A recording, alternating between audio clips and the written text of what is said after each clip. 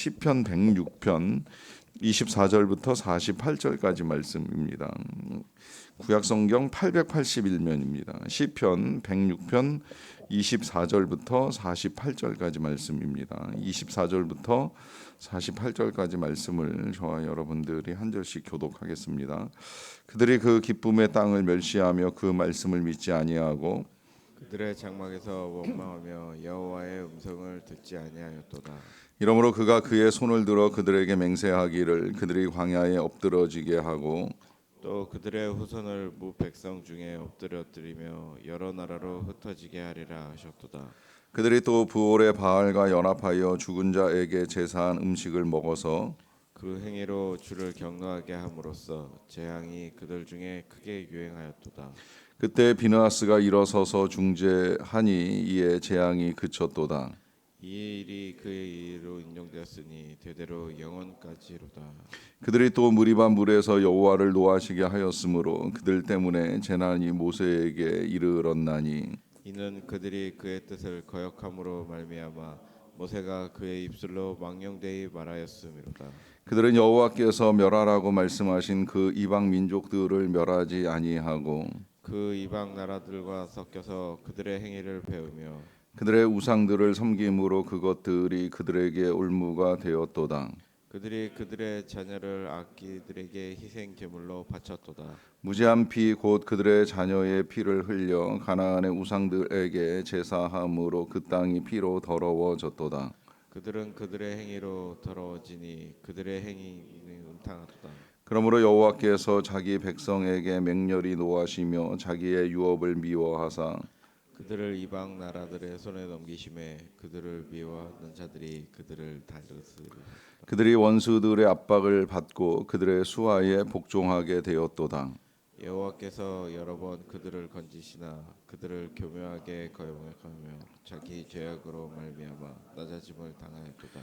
그러나 여호와께서 그들의 부르짖음을 들으실 때에 그들의 고통을 돌보시며 그들을 위하여 그의 언약을 기억하시고 그 크신 인자하심을 따라 뜻을 돌이키사 그들을 사로잡은 모든 자에게서 긍휼히 여김을 받게 하셨도다. 여호와 우리 하나님이여 우리를 구원하사 여러 나라로부터 모으시고 우리가 주의 거룩하신 이름을 감사하며 주의 영예를 찬양하게 하소서. 같이 읽겠습니다. 여호와 이스라엘의 하나님을 영원부터 영원까지 찬양할지어다. 모든 백성들아 아멘 할지어다. 할렐루야. 아멘. 주일에 말씀을 전하면서 잠깐 이 성경이 이스라엘 역사인가에 대한 말씀을 드렸습니다. 성경 전체가 이스라엘 역사책은 아니지만 이스라엘 역사를 담고 있고요. 또 이스라엘 역사보다 더 중요한 건 그 이스라엘의 역사 속에서 하나님께서 무엇을 하시는가 하는 것을 우리에게 보여줍니다.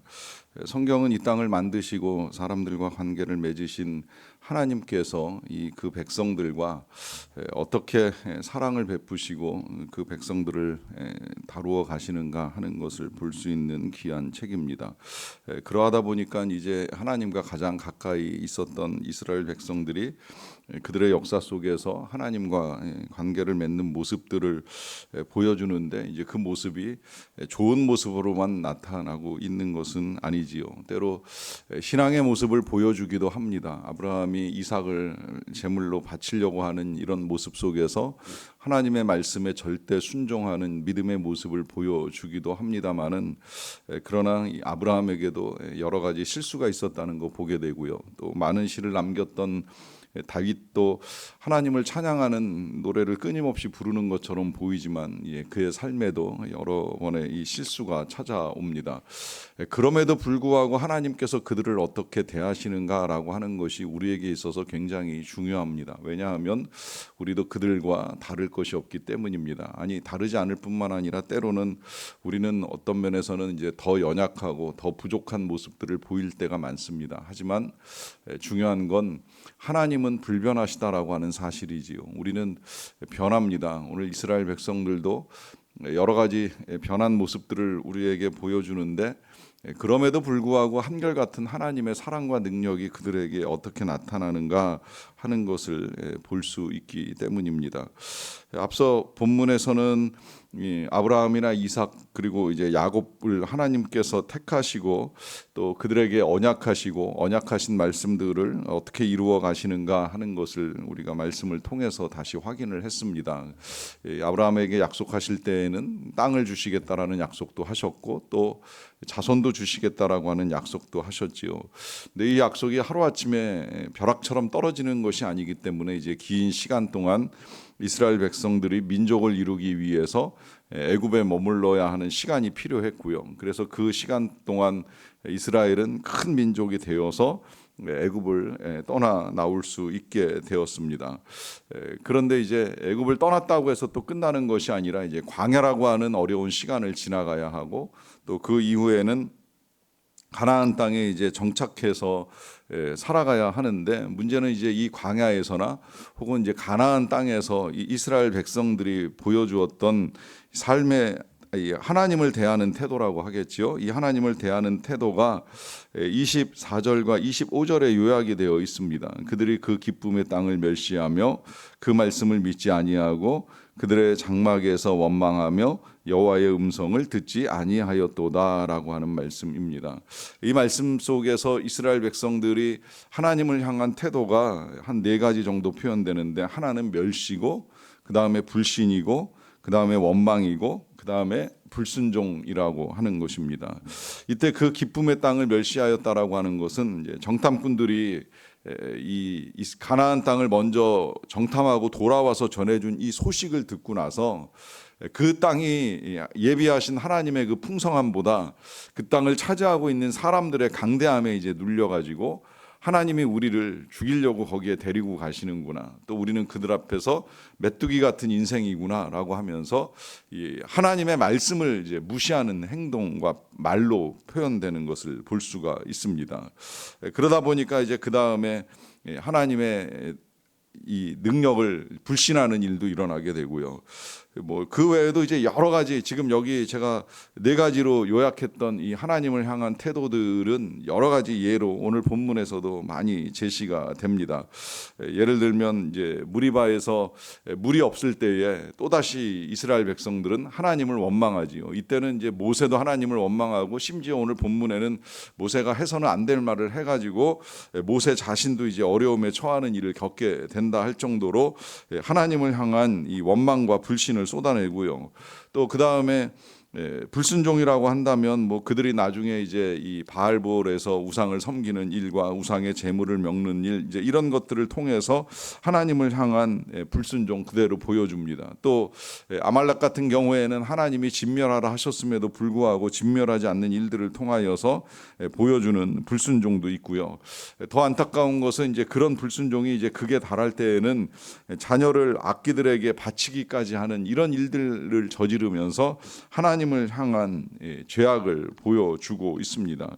결국 그 결과로 이제 이들이 겪게 되는 일이 41절에 요약되었다고 보겠는데요. 그들은 이방 나라의 손에 넘겨지며 또 그들을 미워하는 자들이 그들을 다스렸도다라고 하는 말씀입니다. 이것이 이제 하나님의 백성들이 하나님을 떠날 때에 겪는 일이라고 할 수가 있겠는데 어떻게 보면 하나님께서 이들을 괴롭히시는 것처럼 보이지만 실제는 스스로 자신들이 초래한 일인 것이지요. 하나님은 그들을 죽이거나 괴롭히기 위해서 가나안까지 이끌어 가신 것이 아니라 그야말로 하나님이 예비하신 좋은 땅을 허락하시기 위하여 강대한 민족, 그것도 그들이 연약하다 할지라도 하나님이 얼마든지 그들을 위하여 싸우시는 만군의 여호와의 이름과 능력으로 그들을 위하여 일하시는 하나님이심에도 불구하고 그런 하나님 원망하고 불신하고 불순종하고 떠나가다 보니까 결국은 하나님께서 보호의 손길을 거두실 때 누구라도 겪을 수 있는 일들인 거예요. 워낙 세상은 악하고 악한 사람들이 살아가다 보니까 하나님이 그 손길을 거두시면 이 이스라엘 백성들 같은 일을 누구라도 겪을 수 있는데 그 결과를 이제 스스로 초래해서 겪고 있는 일이라라고 하는 것이지요. 이러한 이유에 대해서 다시 한번 43절에서 설명을 합니다. 여호와께서 여러 번 그들을 건지시나 그들은 교묘하게 거역하며 자기 죄악으로 말미암아 낮아짐을 당하였도다라고 하는 것입니다. 여기서 이제 하나님과 이스라엘 백성들의 모습을 그대로 보여주는데요. 그것은 하나님은 그들을 건지십니다. 그것도 한두 번이 아니라 여러 번 건지십니다. 뭐 실제로 그러합니다. 애굽에서 건지시고 광야에서 건지시고 가나안 땅에서도 한두 번 건지신 것이 아니에요. 그들이 가나안 땅에 들어가기 전에도 모압과 에돔을 통과하는 과정 중에도 이 모압의 저주로부터 또 에돔과의 전쟁에서 있어서도 다 건져주시고 들어가게 하신 거예요. 그리고 이 가나안 땅을 차지하는 중에도 계속해서 하나님이 승리의 은혜를 베풀어 주시니 얼마나 많은 하나님의 건지심이 있었습니까? 문제는 이 백성들이 거역하는데 그 거역하는 것도요, 아주 교묘하게 거역을 합니다. 저는 이 말씀을 읽으면서 오늘도 그러지 않는가, 우리도 지금 그렇게 살아가고 있지 않는가, 뭐 이 정도까지야 괜찮겠지, 이게 뭐 그렇게 큰 문제가 되겠어, 아니면 뭐 남들도 다 하는데, 특히 요즘의 정치를 보다 보면 그런 생각이 드는 거예요. 정치인들 가운데 워낙 죄인들이 많다 보니까 그걸 보는 우리들도 뭐 나라를 다스리는 사람들도 그러는데 뭐 우리들이야 이제 이렇게 쉽게 생각할 수 있는 사회 풍토가 조성되는 건 아닌가라고 하는 생각이 드는 겁니다. 이게 참 안타까운 일인 것이지요. 정말 교묘하게 자신을 합리화하고 또 이 죄악을 우습게 여기는 일들이 하나님을 거역하는 일들로 말미암아 우리 스스로를 낮춰가고 있다라고 하는 거예요. 이때 이 낮아짐을 당하였도다라고 하는 것이 이스라엘 백성들에게 있어서는 그야말로 이제 남의 나라에 점령을 당하고 그래서 종노릇을 해야 되는 이런 낮아짐이라고 한다면, 오늘 우리 시대에는 그야말로 이제 우리의 수준이 낮아지고 있는 겁니다. 도덕 수준 자체가 낮아지잖아요. 뭐 웬만하면 그 정도는 당연한 거 아니겠는가라고 생각할 일들을 쉽게 우리가 저지르고 살아가는 시대가 돼버리고 말았습니다. 그러하기 때문에 이런 이제 어려움을 겪는 건 이제 정말 당연한 일이 되는 거 아닌가 하는 생각이 들 정도인데요. 그러나 이런 상황 속에서도요, 우리가 어떻게 해야 하는가라고 하는 것에 대한 답을 보여주는 사람들이 있습니다. 이제 그 가운데 한 사람이 오늘 30절에 보면 비느하스인데요. 비느하스가 그때 일어서서 중재하니 이에 재앙이 그쳤도다라고 합니다. 자, 이 비느하스의 중재라고 하는 걸 아시겠지요. 비느하스가 하나님과 사람 사이에서 하나님을 설득하거나 사람들을 가르친 것이 아닙니다. 비느하스는 이스라엘 백성들이 요 앞에 있는 사건을 좀 여러분들이 아실 터인데요. 그것은 이스라엘 백성들이 모압 땅을 지날 때에 모압의 저주를 피하고 나니까 이제 결국은 그 모압을 저주하려고 하였던 발람이 낸 꾀가 이스라엘 남자들을 이 모압의 제사에 초대해 가지고 바알을 섬기게 만들고 그 바알을 섬기는 모압 여인들과 음행을 하게 만든 거예요. 그래서 하나님이 그걸 보시고 이스라엘 백성들에게 연병을 허락하시는데 굉장히 많은 사람들이 죽습니다. 보니까 너무 안타까운 거죠.